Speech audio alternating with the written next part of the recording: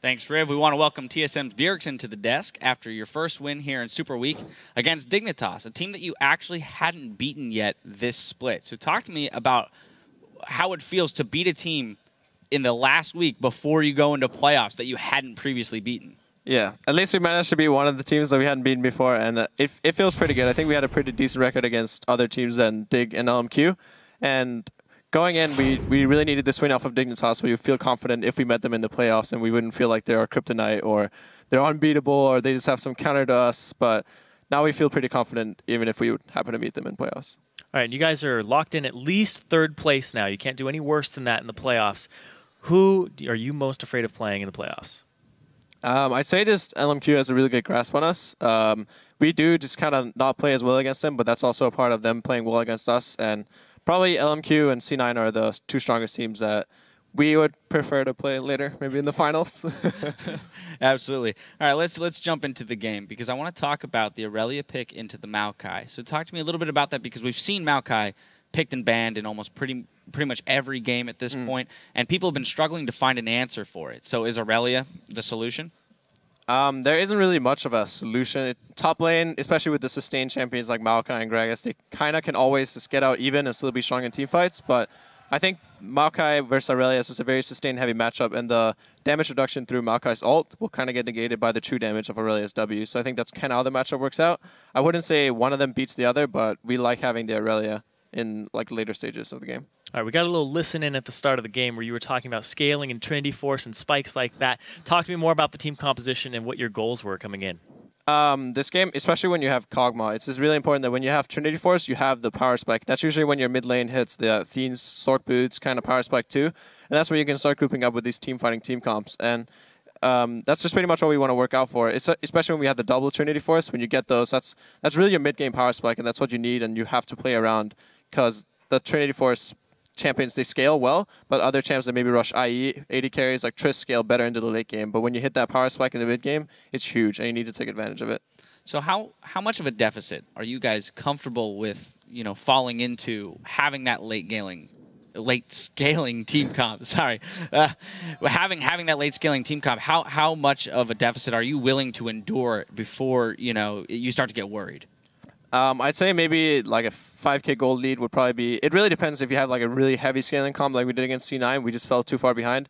This game, I wouldn't say we had like a hardcore scaling comp because we do have that mid game power spike. That's really the big power spike that we want to play to. And I'd say a lot of teams, us too, kind of panic even when they have a late game comp. And sometimes you just need to calm down and think about where their power spikes are and where yours are and where you can take advantage of it. So I've been keeping my eyes on your bot lane for a little bit. And you talked about a deficit.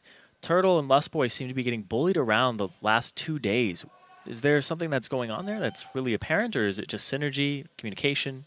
I think they just need some more time to work out. They are really strong 2v2, but they have issues against like maybe getting ganked a lot, or just there are some things that they just need to work on together. And I think it's something that we can definitely figure out for playoffs because we're going to have a couple weeks where they can just duo queue all day long. And I'm not really too worried. SuperWeek is really where we just need to secure a place for playoffs. Maybe we can get top 2. It's very unlikely now, but we still got our spot in the playoffs, and that's what we wanted.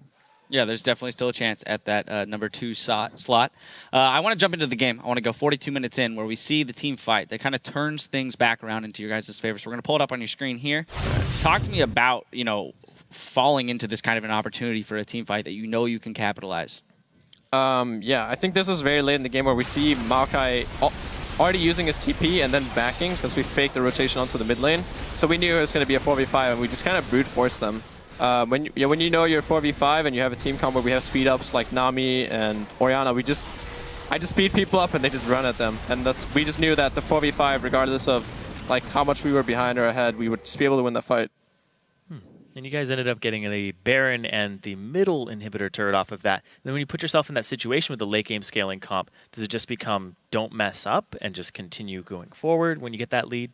It's pretty much just don't mess up. Their whole comp was built around like maybe Ezreal poking a bit, but them being able to disengage and then being able to pick. They have the RE ult, they have Ezreal's E to disengage, but they have a lot of spells like Cocoon, Hook, Charm. They have a lot of things that can catch us off guard, and they can follow up and chain those CCs very well. And we just felt like when we were sieging, as long as we don't get hit by one of those CCs, we'll be fine, and we can just slowly wind down the turrets. Were you at all surprised by the Ezreal pick, given the fact that Tristana was the only ban for AD carries. Cog, you still had Jinx, and really anything else that would have scaled a little bit better than Ezreal. I don't know. Cutie is just... Cutie is Cutie. He's so unexpected. I'd never go into a game thinking that... None of us went into the game thinking, oh, Cutie's going to pick this champion if it's up. I think Cutie just comes in on the day and he's like, oh, this champion is great. I want to play Ezreal today. And he did very well this game. And I think you can make pretty much any AD carry work in this meta as long as you play well enough. That being said, he is a super mobile carry, and so is Ahri, as well as Elise is pretty slippery with her repel. Yeah.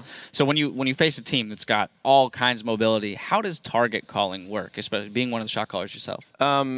Mainly in teamfights, Maokai is going to be going into melee range, so it's pretty much having the basis of just hitting Maokai whenever you can and just keeping an eye on all of their carries and seeing when they're going to go in. Especially with Orianna, it's really hard to land that ult when they're all so mobile. So I throw my ball down, I'm like, oh, are they going to jump? Are they going to do all these things? But we have the basis of just hitting the closest targets and then just keeping our eye out on especially the Ahri for when she goes in. And how are you stepping up to the shot calling role? Because I know that you were kind of hesitant about it before, but now you're really just coming into yourself. How was that journey for you?